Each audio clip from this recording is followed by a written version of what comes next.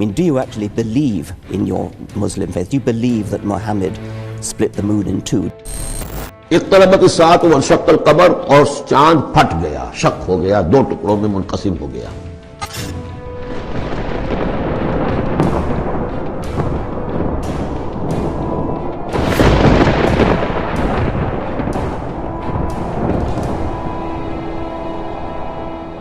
ये सब जादू है।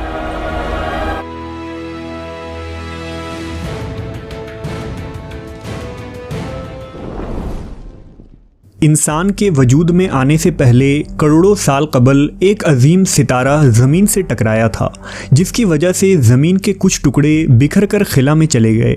उनमें से एक बड़ा टुकड़ा खिला में ना जा सका और ज़मीन की ग्रेविटी के मदार में ही रह गया, जिसे आज हम चांद कहते हैं, जो हमसे 3,85,000 किलोमीटर दूर है।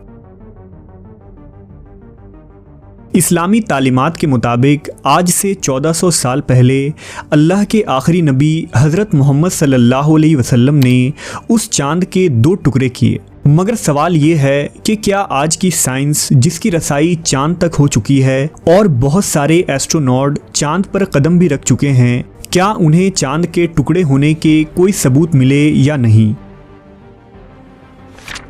इससे पहले हमें ये जानना होगा कि वाक़या शक्कुल कमर आखिर कैसे हुआ था। रिवायतों के मुताबिक हिजरत से 5 साल कबल कुरैश के कुछ लोग हुजूर पाक सल्लल्लाहु अलैहि वसल्लम के पास आए और कहा कि अगर वाकई आप अल्लाह के सच्चे नबी हैं तो हमें कोई मुआजिज़ा दिखाइए। इस पर नबी सल्लल्लाहु अलैहि वसल्लम ने उनसे पूछा कि तुम लोग क्या देखना चाहते हो। लिहाजा उन लोगों ने सोचा कि क्यों ना मोहम्मद सल्लल्लाहु अलैहि वसल्लम से ऐसा काम करवाया जाए जो नामुमकिन हो। उन्होंने हुजूर से कहा कि ए मोहम्मद, उस चाँद के 2 टुकड़े कर दो। नबी सल्लल्लाहु अलैहि वसल्लम ने फरमाया, अगर ऐसा हो जाए तो क्या तुम लोग ईमान ले आओगे? वो लोग कहने लगे कि हाँ, हम ईमान ले आएंगे। हुजूर ने अल्लाह से दुआ मांगी और चाँद की तरफ उंगली से इशारा किया। देखते ही देखते अचानक चाँद फट पड़ा और उसके 2 टुकड़े हो गए।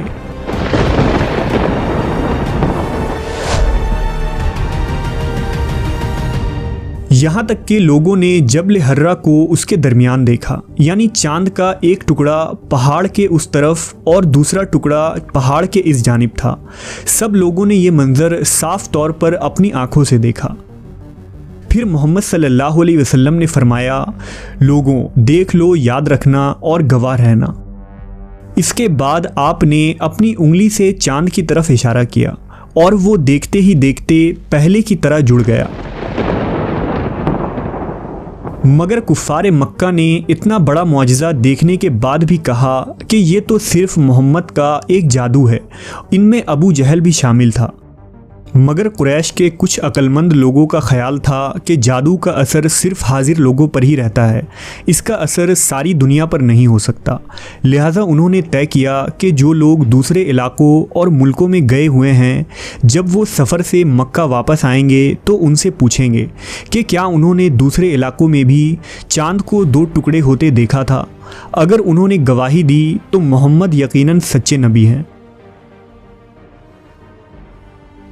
लिहाजा जब काफ़िले वापस आए और उनसे पूछा गया तो उन्होंने कहा कि हाँ, हमने भी उस दिन चाँद को 2 हिस्सों में बंटते हुए देखा। लेकिन कुरैश के लोगों ने इसकी ये तावील घड़ी कि जादू दरअसल पूरे आसमान पर किया गया था, इसलिए जिसने भी चाँद को जहाँ से भी देखा उन्हें वो जादुई मंजर नज़र आया। इस तावील के बाद चंद ही लोग रसूल खुदा पर ईमान लाए और बाकी गुमराह ही रहे। कुफ़ार मक्का की तरह बाद में आने वाले मुनकरीन और मुल्हिदीन ने भी शक्कुल कमर के इस मुआजिज़े को झूठा साबित करने की बहुत कोशिश की और इस मुआजिज़े पर कई एतराज़ात किए, जिनमें यह कहा गया कि अगर चाँद के 2 टुकड़े होने का ये मुआजिज़ा हकीकत में वक़ूअ पज़ीर हुआ था तो उस वक्त ये मंज़र दूसरे शहरों और ममालिक में नज़र क्यों नहीं आया। इस एतराज़ का एक जवाब तो हदीस मुबारका में ही मौजूद है कि जब काफ़िले वाले मक्का आए तो उन्होंने इस बात का इकरार किया कि उन्होंने शक्कुल कमर के इस मंज़र को दूसरे इलाकों में भी देखा, जबकि वो लोग खुद मोहम्मद सल्लल्लाहु अलैहि वसल्लम के शदीद मुखालिफ और दुश्मन थे। दूसरा ये कि जब बाज़ इलाकों में चांद तुलू होता है तो उस वक्त दुनिया के दूसरे इलाकों में दिन का वक्त हो रहा होता है।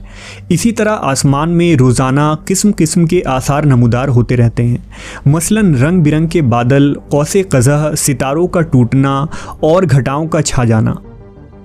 लिहाजा उस वक्त शक्कुल कमर का ये मुआजिज़ा उन्हीं लोगों को नज़र आया जो उस वक्त उन इलाकों में मौजूद थे जहां आसमान बिल्कुल साफ़ था और वो उस वक्त आसमान की तरफ देख रहे थे, जबकि दूसरे लोग उसे देख ना पाए।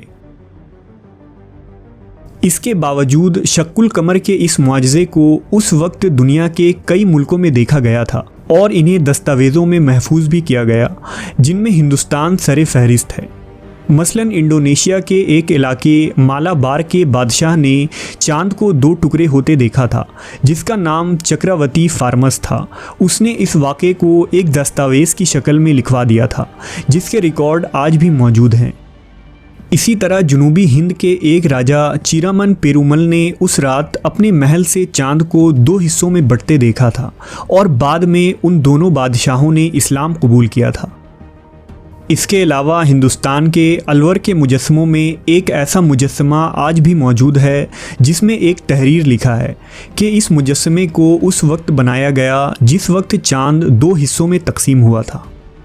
ये तमाम वाक़यात और मज़ीद तफसीलात लंदन में वाक़े इंडियन ऑफिस लाइब्रेरी के पुराने आर्टिकल्स और डॉक्यूमेंट्स में आज भी मौजूद है।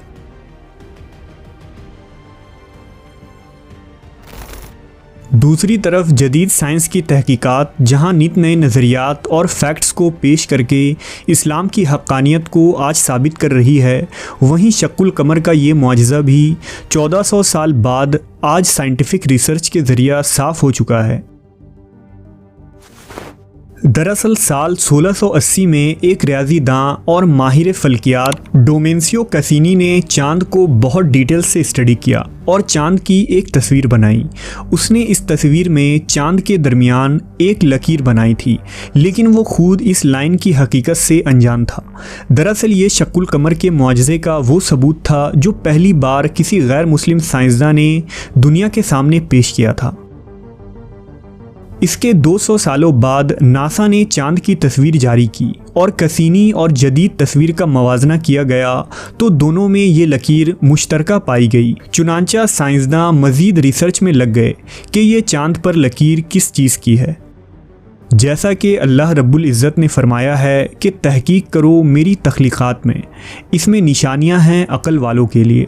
लिहाजा ऐसा ही हुआ, मज़ीद गिरहें खुलती गईं और साल 1969 में नासा ने जब अपोलो 10 मिशन भेजा तो उसने बहुत करीब से चांद की तस्वीर उतारी, जिसमें वाज़ेह तौर पर उस लकीर को देखा जा सकता था जो माजी में चांद के 2 टुकड़े होने की खुली निशानी थी।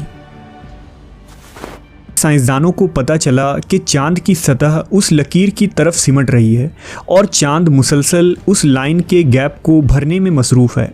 हाइपोथेसिस के मुताबिक माजी में एक बार चांद की जिसामत में कुछ कमी वाक़ हो चुकी थी और चांद पर मौजूद वो लाइन उसी वक्त वजूद में आया था जब चांद 2 हिस्सों में तकसीम हुआ था, जिसे आज भी वो लकीर पुर करने की कोशिश कर रही है।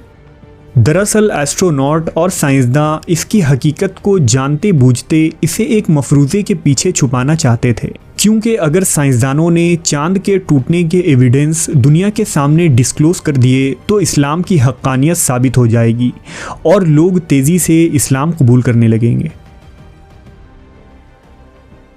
इन तमाम बातों से ये वाज़ह होता है कि कुरान व हदीस जिस वाक़े का ज़िक्र आज से 1400 साल पहले कर रही थी वो बिल्कुल बरहक है, जिसे आज लाखों बिलियन डॉलर खर्च करके साबित किया गया। ये न सिर्फ कुरान मजीद बल्कि आखिरुज़्ज़मा हज़रत मोहम्मद सल्लल्लाहु अलैहि वसल्लम की हक़ानियत की साफ दलील है।